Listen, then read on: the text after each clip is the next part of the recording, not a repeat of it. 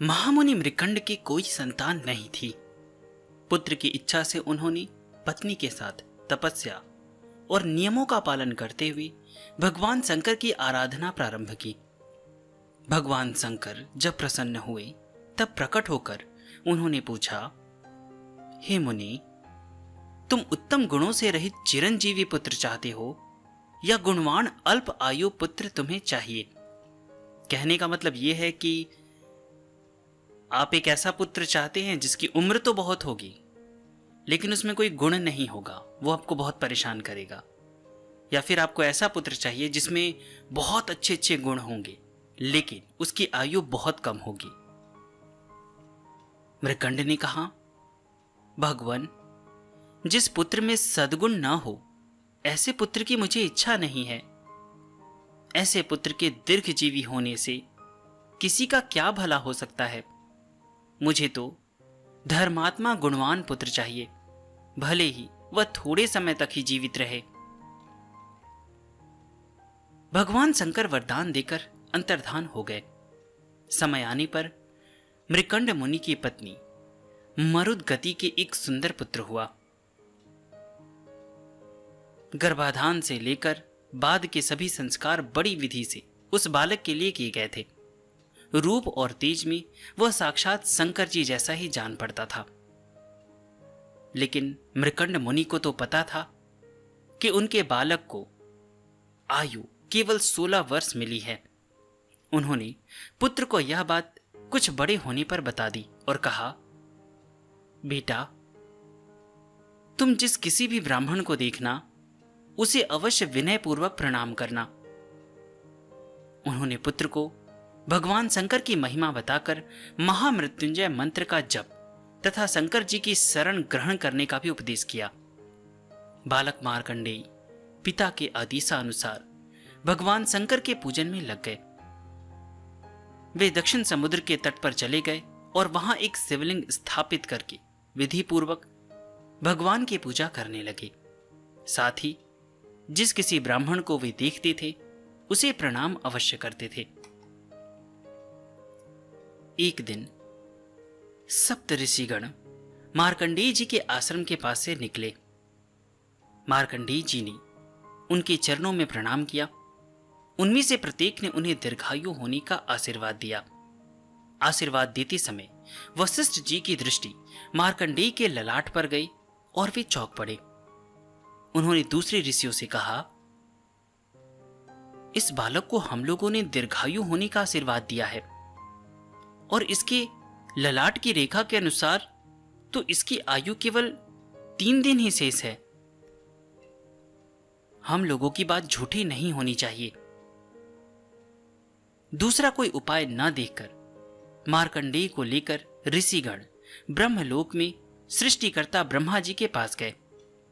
उनकी बात सुनकर ब्रह्मा जी ने कहा, भाग्य को तो केवल भगवान शंकर ही बदल सकते हैं। यह बालक भगवान शिव का भक्त है, अतः आप लोगों को चिंता नहीं करनी चाहिए। ऋषिगण मार्कंडेय को उनके आश्रम में छोड़कर शंकर जी के पूजन का उपदेश देकर चले गए। ऋषियों की तथा ब्रह्मा जी की बात सुनकर मार्कंडेय की श्रद्धा भगवान शंकर में और भी बढ़ गई। जिस दिन मार्कंडेय जी की आयु समाप्त हो रही थी उसी दिन वे भगवान शिव की पूजा करके जब स्तुति करने लगे तब उन्होंने मृत्यु को साथ लिए काल को वहां देखा। उसके गोल गोल नेत्र लाल हो रहे थे। सांप और बिच्छू ही उसकी रोम थे। उसका रंग कोयले जैसा काला था और बड़ी बड़ी दाढ़ों के कारण उसका मुख बड़ा भयंकर जान पड़ता था। उसने आते ही मार्कंडेय के गले में अपना फंदा डाल दिया। मार्कंडेय ने उससे कहा, काल, मेरा नियम है कि मैं भगवान शिव की पूजा तथा स्तुति किए बिना कहीं जाता नहीं हूं।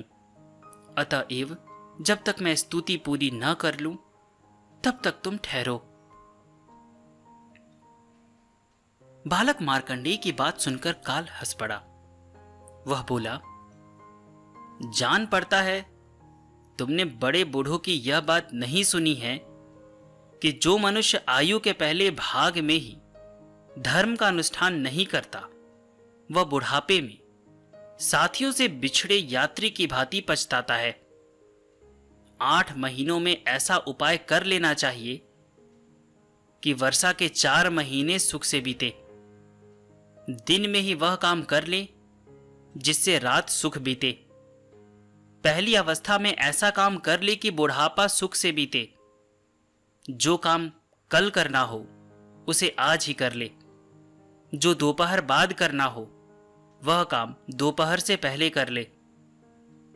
काल किसी की प्रतीक्षा नहीं करता कि इस व्यक्ति का काम पूरा हुआ है या नहीं। जिसका काल नहीं आया है वह सैकड़ों बाण लगने पर भी नहीं मरता, और जिसका काल आ गया है वह कुश की नोक लगने से ही मर जाता है। मैंने हजारों चक्रवर्ती राजाओं तथा सैकड़ों इंद्रों को अपना ग्रास बनाया है। मैं ठहरना नहीं जानता। काल की बात सुनकर निर्भय होकर मार्कंडेय ने कहा, काल, मैं तुम्हें इसलिए मना करता हूं कि भगवान शंकर की आराधना में लगे पुरुष के कार्य में बाधा देने वाले शीघ्र ही नष्ट हो जाते हैं। जैसे राजा के सेवकों पर राजा को छोड़कर दूसरा आज्ञा नहीं चला सकता, वैसे ही भगवान के भक्तों पर उन प्रभु को छोड़कर कोई दूसरा शासन नहीं कर सकता। भगवान के भक्तों के लिए कोई कार्य असंभव नहीं है। वे समुद्रों को सुखा सकते हैं, पृथ्वी तथा आकाश को हिला सकते हैं। ब्रह्म और इंद्र उनके सामने तिनके के समान हैं। मृत्यु, यमराज या ब्रह्मा जी भी भगवान के भक्त पर प्रभुत्व नहीं दिखा सकते। सब देवता क्रोध में भर जाए तब भी भगवान के भक्त को मार नहीं सकते। काल, तुमने सुना नहीं है कि भगवान के भक्तों पर विपत्ति कभी नहीं आती। काल को ये बातें अच्छी नहीं लगी। उसका वेग अब तक कहीं रुका नहीं था। घोर गर्जन करके उसने मार्कंडेय को खींच लेना चाहा। उसी समय उस शिवलिंग से भगवान शंकर प्रकट हो गए। हुंकार के साथ मेघ गर्जन करते हुए उन्होंने काल की छाती में लात मारी। उनके पदाघात से मृत्युदेव दूर जा गिरे और थरथर कांपने लगे। मार्कंडेय जी तो भगवान शिव के चरणों पर गिर पड़े। भाव विहल होकर दोनों हाथ जोड़कर वे भगवान की स्तुति करने लगे। भगवान शंकर की लात खाकर काल भाग गया था। मार्कंडेय जी की स्तुति से प्रसन्न होकर शंकर जी ने उन्हें अमर होने का वरदान दे दिया। मार्कंडेय जी सदा के लिए काल से निर्भय हो गए। आज भी जो भगवान की सच्चे हृदय से शरण लेता है वह काल से निर्भय हो जाता है। भगवान उसे जन्म मृत्यु के चक्र से छुड़ा देते हैं।